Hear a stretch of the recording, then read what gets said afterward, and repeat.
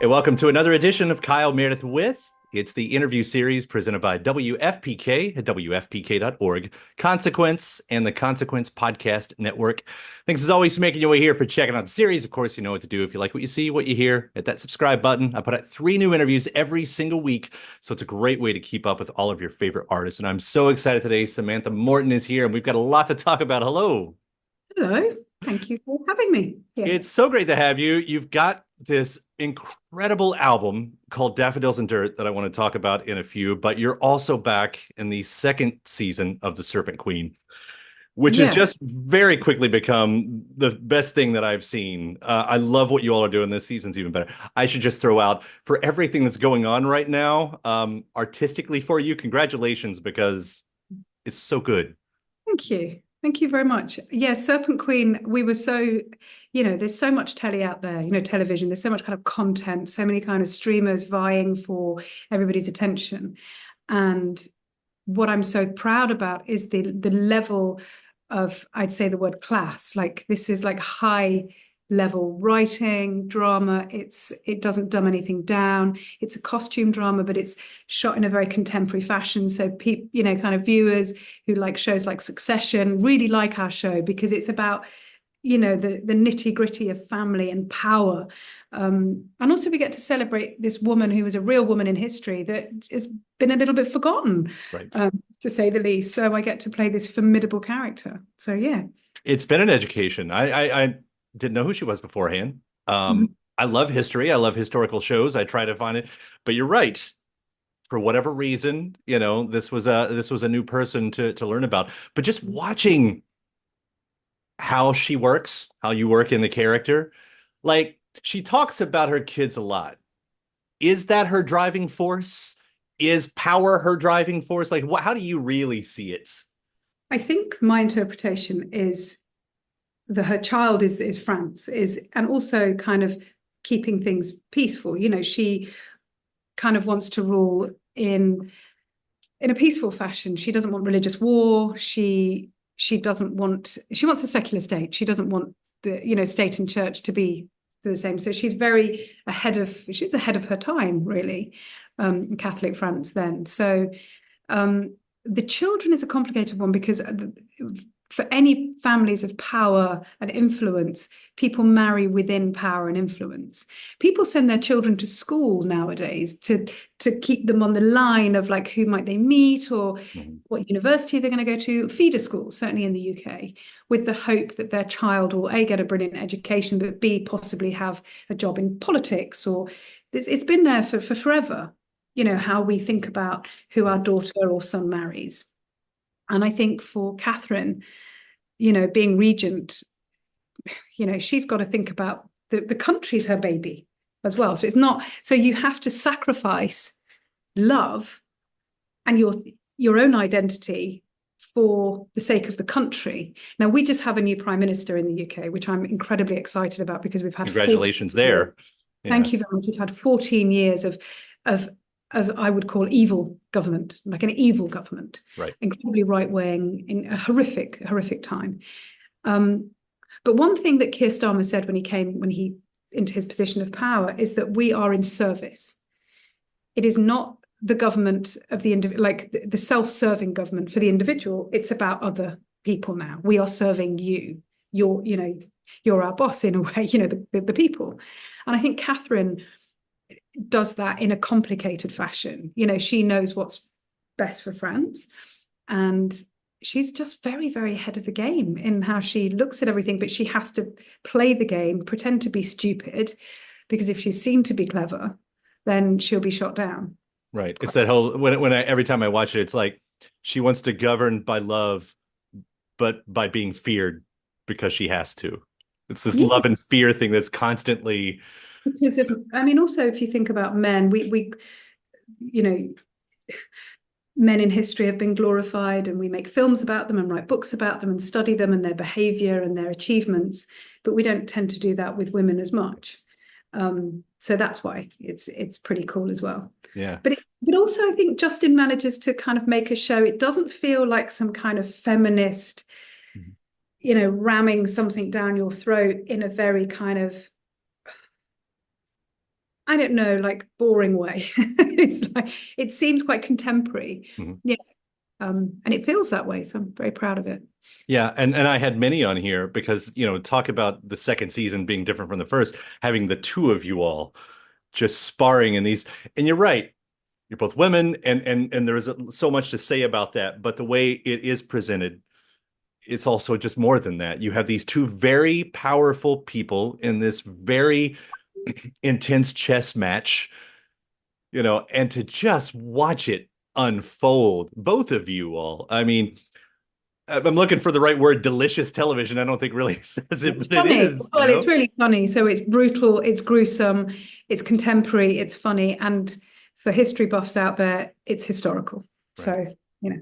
And to your points about, your election in the UK and what we're trying to go through over here, it's like I'm just so hopeful that we're in line as our country seem to be a lot of the time. Like nobody's happy right now over here, but it could be worse. Yeah, it's complex. I think America to me just seems like, well, first of all, I love it here, always have. It's, a dream to be here. To work here is an even bigger dream. But it's so big, America. It feels like so many different countries. And I've worked all over America and love it dearly. But it does seem very different. So it must be really hard. It must be really so complex. It's not as simple. We're quite little Right. in the UK. We've obviously got culturally, we've got, the Welsh, the Scottish, the Cornish. Some people would like to kind of, have their own currency or whatever. But yeah, it's not the same. Yeah. But it's tricky. It is tricky. Katherine, I've wondered about like to embody a character this long, and obviously the difference between television and movie, and how long you have to stay with a character, and just her demeanor. Like, is it easy to shake off? Do you have that? Some actors have that issue, but not all of them. Like, the camera's done and I'm gone. But to have, such a solid rock of a person, like, does that stick with you? No. No. So, I mean, I don't know if you like The Walking Dead. I play Alpha and I come in season 9, and that was a pretty formidable character, a fan favorite in the world of villains. And no, you do. You have to learn. And I learned years ago to you leave it at the door. You can't take that home. You just can't. So, but also the joy of playing somebody over 8 episodes is that you get to map out their journey. And it's not that you shoot in sequence of what you're, kind of the character's going through, because often you're in the studio for a few months and you're on location. So you do have to go back and forth, and you have to map out your performance to a degree. But it's a joy to get to play her.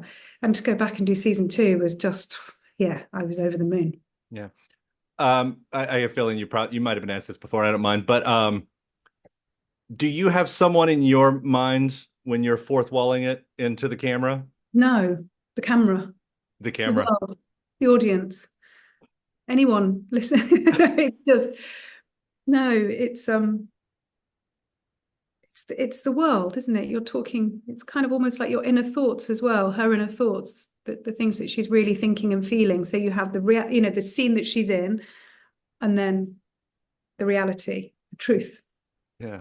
It's nice that you could do that, and I only say that coming from a point like, because I'm also in radio, and we're told right away, like, you're talking to a person, like when you're on the air, you're talking to a person.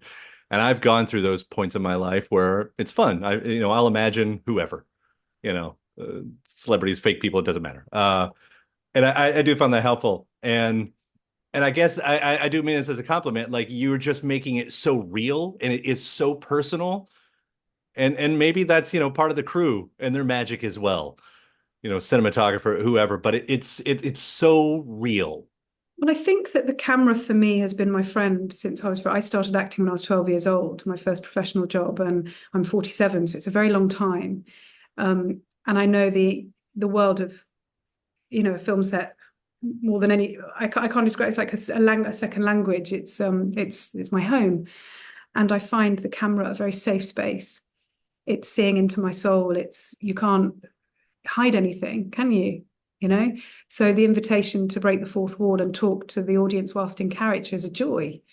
because I get to kind of do as I try to explain, you get to do both. You get to play the scene where maybe the character has to be, hiding all her emotions to achieve something, and then turn to camera and be real and go, this, I didn't want to do that, but I had to, and kind of, it's also a little bit, you get those books when you're a kid where go to page 17 and then you can choose the way that your story unfolds. Right. I think what the Serpent Queen does so beautifully is takes the audience along in real time as she breaks the scene and talks to the audience like she's a presenter, to go, oh my God, can you believe what's happening? What the is going on here? And then on back to the drama. So it's really odd, but in a way that I think empowers the audience to be more connected, I feel. And I think, plays have been doing that for forever, but kind of famously in the last few years, Fleabag did that so brilliantly, right. Which is show, she's talking to, so it's good. Yeah. And then of course I should hit on the soundtrack too, because the incredible soundtrack and the way that the music seems to influence the entire mood of the show. And a lot of times not till the very end, which is really interesting too, because with a lot of shows you use, those modern songs throughout. Like I'm thinking, like, especially given the era and the genre, like Marie Antoinette, the movie, where you had those songs all the way throughout. You don't get it till the credits, and still in that moment, that credit redefines everything that I just saw. Yeah. And Justin writes those songs into the script. Really? They're not done by music. Like, he writes them in. He knows what the song he wants and how he wants it to build. And yeah. He's super clever. Do you ever use music to get into the character? Always. I started from the very beginning doing that, because music is emotion, and as you're prepping a part, you might listen to something. I also write. Obviously I make music, but I write, and it's always been a way of emoting and feeling something. Whether it was when I was younger, it'd be like, I don't know, Radiohead, or PJ Harvey, whoever I was into at the time, I'd find a small piece of maybe Chopin nocturnes, in E flat. I'd find a tiny bit of music that I'd have on repeat. But back then we'd have like a Walkman. Right. And I'd have this big case of like so many CDs that I'd take on every film set. And then we got the little pods, and like you could just, do mixes on your iPod. Were they called iPods? Mm-hmm. They're the iPods. Yeah, right. Yeah. And so then you do that, and then that was gone. And then now it's on the phone. Now I find it really, I don't like to take a phone to set, because then I get emails and I get text messages, and I don't, I will leave my phone somewhere, because it's very important for me that I don't get distracted by anything else. So I don't listen to music as much as I used to, but I do when I'm prepping. So in the hotel room or in my Airbnb, but I hate having my phone with me, because there's puzzles, and there's the news, and there's social media, and I don't want that world when I'm in my other world. It's so interesting. About the iPods. If they brought back the iPods, I'd be so happy, because then just grab one online. You could grab one. You could just eBay it, like one of the classics. They don't work anymore. I've still got them. You can't use them. Oh, I didn't know. So now, they're obsolete. I'm pretty sure they're obsolete. Yeah, we're on the opposite end, because, as I was saying, I have a teenager, and because I have a teenager who's so interested in old media, like he has my old Walkman and he uses it. Yeah. He went out with my Discman the other day, and I had to tell him, you can't run with that, kiddo. It skips. Yeah. It's all back in my world. It's so weird. Yeah. My daughter, my 16-year-old, collects CDs, and my husband was a DJ, so we've got absolutely hundreds of vinyl. But it's also tricky on shows. Like if you're doing a movie sometimes, and you just can method out, and you get into the zone, and you're there with your headphones, and then often on movies there's a lot of time in between setups. Whereas in television, they have to shoot a huge amount very quickly, however many pages a day. So by the time you've kind of finished one setup, you're on to the next setup. You haven't got time to go and find your music and put it in your ears and get into the moment. But there are some sweet young actors that I work with that have these big headphones on, and I'm like, you're messing up your wig. Like, I don't think, Meryl Streep back in the day would have had massive Beats pills, whatever they're called, on her flipping ears. Act. We've got to be able to act. Do the job. It's an easy transition to this album, as I mentioned, Daffodils and Dirt. Had you toyed with ever doing an album before? I was a musician when I was younger, so I was a session singer, and I sang for bands like Nightmares on Wax, and various kind of rave, friends of mine who made kind of rave music in their bedrooms, when I was very, very young. And then at 16, I got a play at the Royal Court Theatre in London, and that changed my life. And then the acting was just all the time, and then that was my job. And so the music was something that it was a private passion. So when Richard Russell, the genius that is Richard Russell, got in touch to want to sample my voice after I did Desert Island Discs, I said he could use my voice. We just started talking for a couple of hours, and then before I knew it, we were talking about our musical influences, and then, it just kind of happened. It wasn't planned, and we didn't even say we were going to be a band or make a record. It was just like experimenting, really. And then before we knew it, we had 18 songs, and he said, I think we're a band. And we were like, what should we call ourselves? And we had all these different band names. That's the hardest thing. And then we had a conversation with our label and our management, and it was like, well, Sade is a band, has always been a band, but it's Sade. And Florence and the Machine were always a band, but it was kind of Florence, so there's so many examples of that. So I was like, okay, we'll be Sam Morton, because I'm Samantha Morton as an actress. So there you go. There we go. It's so interesting then that how it happened, as you said, and almost in this accidental way. I mean, with purpose, but to still have created such a uniquely perfect sonic world. Oh, thank you. That you did.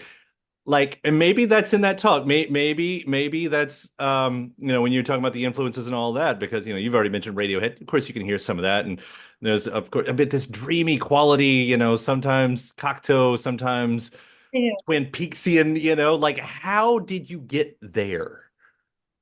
So the album, there's a narrative to the album, so it's semi-autobiographical. And the photograph that is used on the album cover is by a photographer called Nick Waplington, who is very, very famous in England. And that photograph was taken in 1986, but on the street that I grew up on. So that could have been little me, And when I first started writing a lot of the songs on the album, it suddenly became very autobiographical. And it's sort of a certain time in my life.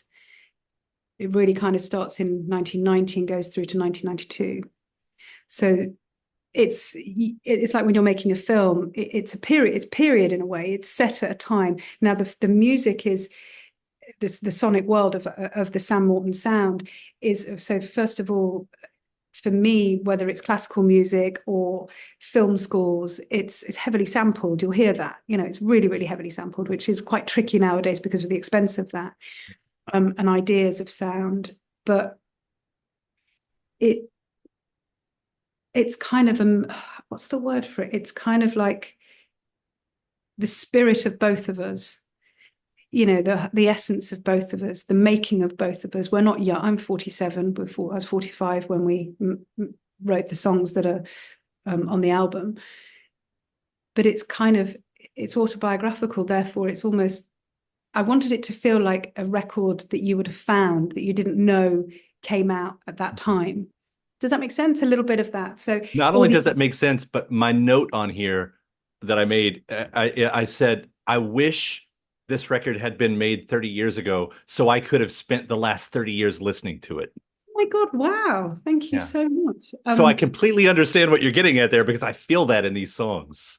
But I've had a lifetime of experience to bring to my first album. And I think for some musicians, they make their first and second album when they're very young, and then they're running out of ideas because they may be successful. What do they then write about? Where, it's tricky for people. I've had, I'd say, 35 years of writing poetry, of writing songs and not being able to share them with anyone. And so you meet a kindred spirit, and I'm there playing piano, or I have a digital mellotron at home, and I'm making music, or I'm going into the woods and I'm recording things on my phone and sending them to him, or, and it's, I don't know, I'm very, very influenced. I really like Wall of Sound. I like, whether it's kind of 50s music or, the Beach Boys, or whoever, like, I like most music, like Metallica. I love Metallica, but I also really, really, really love Miles Davis. I love, classical, like all of it. Like I love music, and I think when you make your first record, if you like, whether it's an EP or you're lucky enough to be able to record 18 songs or 13 songs or whatever it is, you're kind of sharing with the world your soul and your heart when you get to our age. You're not doing it for anyone else. I'm not young, and I'm not going to be on, you know what I mean? It's like so much now with music has to come an image that can sell the music just as the music sells itself.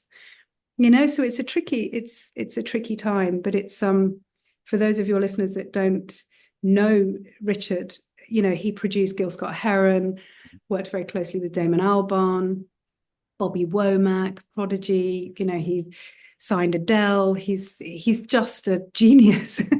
So I think my ability to perform, as in the way I perform as an actor, and my ability, I didn't realize, I've written scripts that have done very well, but to write lyrics was learning how to exercise a completely new muscle that's been laying dormant, that's been hungry, chomping at the bit to work. Yeah. Was there, because you had a narrative, and it sounds like you decided on the narrative, I mean, was there a driving reason other than that's where we start? No, it just kind of happened because so many different things. We made loads of different songs that are not on the album as well, because we were just making the music we wanted to make that day, or how we were feeling, or Richard had very, very personal themes that he was bringing to the table. I was bringing things to the table. Purple Yellow is about my family and about childhood abuse and historical kind of genetic predispositions in families to perpetuate cycles of harm and trauma. And then it's also about my mother dying, and me, the palliative care that I had to give to her dying of lung cancer. So it's kind of like, these are kind of universal themes. It doesn't matter whether it's set in 92 or 2024 or 1972, or if you're listening to Nick Drake, it's kind of the themes that, if you read the lyrics from the album, the themes are kind of, they feel universal. They don't feel, I think so. Yeah, no, I mean, and there's so much poetry in the album, and there's just, I mean, then there's the way they make me feel, like Let's Walk in the Night, which we're playing a lot right here in FPK in Louisville right now. Oh, amazing. Thank you. Is a classic. All the videos, by the way. What's that? Sorry? I directed all the music videos. So when you look, I wrote and directed those as well. So when you go on Spotify or Apple, wherever people get their music, I hope they like the videos. But the video was set in 92. Oh, wow. The video to Let's Walk in the Night is so beautiful, I think. I admit I haven't seen it yet. And I still watch a lot of music videos, so I can't wait. Yeah, I did music videos for The Kills and Marianne Faithfull. So I direct music videos as well. But this was like, so to do my own videos, we're like, oh my God, this is awesome. I'm still a very, very big proponent in music videos, and you have this idea that left in the MTV era, and it really hasn't, because there are still these great short films that people are doing from Superstar. The Superstars are especially still doing it, and I mean, everybody still gets to, and I still find it one of the most thrilling ways to consume music. That hasn't changed for me. Yeah, and a lot of the time there are some absolutely extraordinary filmmakers, whether it's Jonathan Glazer, Lynn Ramsey, Chris Cunningham, who I've been fortunate to work with. They did I say unfortunate? I meant fortunate to work with. They make music videos, whether it's for Tom York or Radiohead or whatever, or the Doves. Like, people, it's because they love music and they get an opportunity to just. It's like the art of making a commercial is fascinating. The Hovis commercials in England, these commercials from when I was a kid, were like short films. They were just extraordinary. So yeah, there's an art form. Kaleidoscope, is that your voice in the distorted thing? Oh, that's both. That's me and a singer called Roses, backing singer. Well, she's not just a backing singer, she's incredible. She's Roses. She's an artist in her own right, and she very kindly came to help. And the other musician we have playing lots on the record is Laura Groves. And if people don't know her music, they should check her out and her album. She's phenomenal. She's working with Bat for Lashes at the moment, but she's on tour with us. We're going on tour, which is exciting. We're playing all the British festivals over the summer. But she's just phenomenal. And she was there, and we had Jack Panate and Tick and Ali Campbell, and I mean, we were just so blessed. The Ali Campbell, I hadn't looked to see, and then I hear, the very first time I'm listening to the album, and you reference UB40 at the beginning of it, Yeah. and then suddenly I hear the voice, and I was like, wait, it's that moment where your mind catches up to everything, and I'm like looking at the Oh, liner notes, yeah. and I'm like, oh, there it is. That was a good little trick there. Well, that was a dream come true because I had fantasized about doing a duet. Broxtowe Girl just felt because the opening of the album, sitting there, head in hands, you fucked it. Sorry, I'm swearing, but that's the opening Please of the go album. on. Yeah. That's about my dad. Like he had all these opportunities and he messed up. Mm-hmm. And so Broxtowe Girl is actually a positive about my dad. There was some amazing, like when people have pasts that are complex, there's negative sometimes, but there's also some incredibly positive times. So I wanted to have some kind of sing along a little, with not like a duologue, but like sing with someone that was kind of a version of my dad in a way. Not that Ali Campbell was old enough to be my dad, but like 'cause he's Right. not. But it was this somebody that had this wisdom in their voice. This the way that kind of, oh my gosh, Johnny Cash, this voice that's a lived-in voice. Right. I really hoped that we would find somebody that had a voice with that kind of level of history. And Richard said that he'd got Ali, and I just fell over. I was like, I think I cried. I was like, this is just a dream. Wow, thank you. Yeah. And you sound great together. And again, I mean, I think I can compliment every single song for a different reason here. It really is one of my favorite releases. What do you get to do with it? I mean, because you're balancing the life, right? Like where does this album live? Is it the beginning of something? Well, I hope so. I mean, we got a record deal and as a band, and we have management. We've played 4 sold-out shows in the UK, and I'm supporting K Tempest at Coco in November, and I'm playing Green Man, End of the Road, We Out Here, Houghton Festival. So I'm playing the festivals, and then I go and shoot a movie for a few weeks, and then I get back in the studio. So it's like, I'm really lucky because as an actor, you have so much downtime when you're waiting for the right role, or maybe roles don't come your way. And I'm lucky because I have this other outlet for my creativity now, which is great. And we all benefit. So that's I hope so. It's not, yeah. I think people are pleasantly surprised because so many actors make music as well now, and sometimes it is they love music, but it's not always well received by the music press. And I don't read reviews, but touch wood, thank God, we've been well received as a band, because I think, yeah, it's good. I'm happy. I'm proud. Yeah, as you should be. Congratulations on this. Daffodils are so great, and especially with the Serpent Queen. I hope that continues and continues and continues because I am invested at this point. So. Yeah, well, good. Yeah, we need to know what happens. Yeah, right on. Samantha, thank you so much for taking the time. Seriously, it's been such a pleasure getting to talk to you about this. You too. Thank you. And thanks to my guest. Also, thanks to you for checking out the episode in the series. Before you get out of here, hit that subscribe button.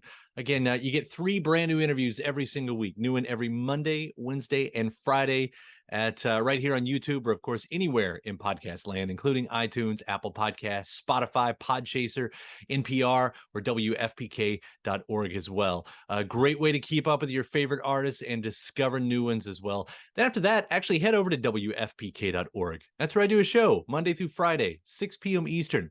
It's an hour full of song premieres, music news, anniversary spins, bonus interviews, Monday through Friday, 6 p.m. Eastern at WFPK.org.